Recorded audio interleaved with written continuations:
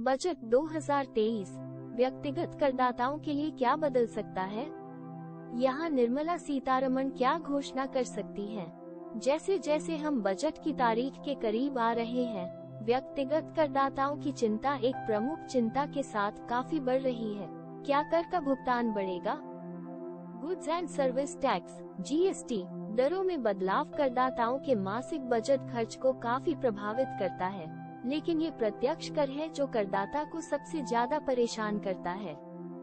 वित्त मंत्री ने 2020 में सरलीकृत कर व्यवस्था पेश की थी, जिसने करदाताओं को कम कर दरों की पेशकश की थी, लेकिन ये कुछ कटौती और छूट की कीमत पर था। इसलिए कई करदाताओं ने नई व्यवस्था का विकल्प नहीं चुना।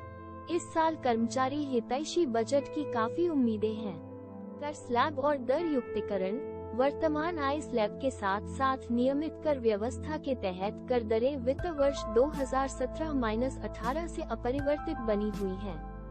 करदाताओं की सबसे आम अपेक्षाओं में से एक ये रही है कि आय स्लैब को बढ़ाया जाए, विशेष रूप से मूल छूट सीमा को बढ़ाया जाए। इससे निम्न आय वर्ग को कर बचाने में मदद मिलेगी। इसके अलावा नियमित कर के लिए कर की दरें 5% से 20% से शुरू होती हैं, जो विशेष रूप से मध्यम वर्ग के करदाता के लिए एक महत्वपूर्ण वृद्धि है। जबकि सरलीकृत कर व्यवस्था के तहत कर की दरें कम हैं। किराए, आवास, EMI पर महत्वपूर्ण व्यय वाले कई करदाता सरलीकृत कर व्यवस्था के लिए नियमित कर व्यवस्था को पसंद करते हैं। बढ़ी हुई छूट और कटौती वर्तमान में आयकर अधिनियम कई छूट और कटौती प्रदान करता है, जिसका करदाता अपने कर दायित्वों को कम करने के लिए लाभ उठा सकते हैं। किराए के भुगतान, हाउसिंग लोन और इलेक्ट्रिक वाहन EMI 80C के तहत निवेश, मेडिकल प्रीमियम के लिए कटौती कुछ सबसे आम है। वर्तमान में आवास ऋण पर ब्याज के लिए कटौती के रूप में आवास ऋण पर 200,000 रुपये की कटौती की अनुमति है। प्रारंभिक वर्षों में ब्याज लागत काफी अधिक है और 200,000 रुपये की मामूली राशि वास्तव में भुगतान किए गए ब्याज को कवर नहीं करती है।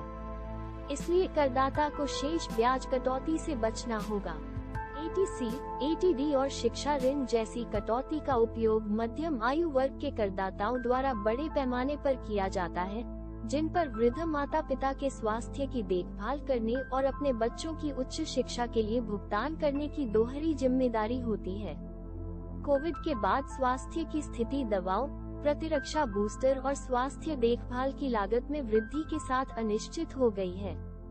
इसलिए धारा 80D के तहत कटौती की सीमा और कटौती के रूप में स्वीकृत किए जा सकने वाले खर्च दोनों को बढ़ाना आवश्यक है।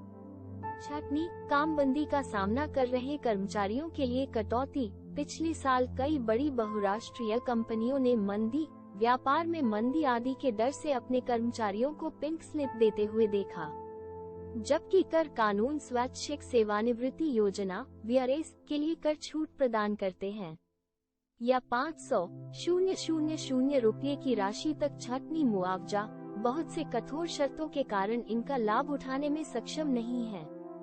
इसलिए यह उन करदाताओं के लिए एक बड़ी राहत होगी जिन्हें छूट दी गई है, यदि छूट देने वाले कर कानूनों में ढील दी जाती है। परिचालन दक्षता, कर विभाग करदाताओं के लिए कर आवश्यकताओं का अनुपालन करना आसान बनाने के अपने प्रयासों पर ध्यान केंद्रित कर रहा है।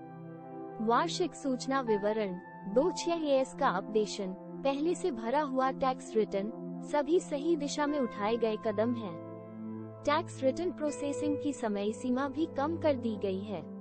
वित्तीय वर्ष 2021-22 के लिए प्रत्यक्ष कर संग्रह में पिछले वर्ष की तुलना में 19.81% की वृद्धि हुई है और अब तक के अग्रिम कर संग्रह में भी वृद्धि की प्रवृत्ति दिखाई दे रही है।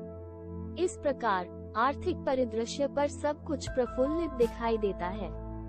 वेतनभोगी वर्ग के पास अपने करों का लगभग 90% स्रोत पर रोक दिया गया है और इसलिए यह उनके लिए एक बड़ी राहत होगी यदि वित्त मंत्री बिना रोक टोक के कुछ टैक्स ब्रेक का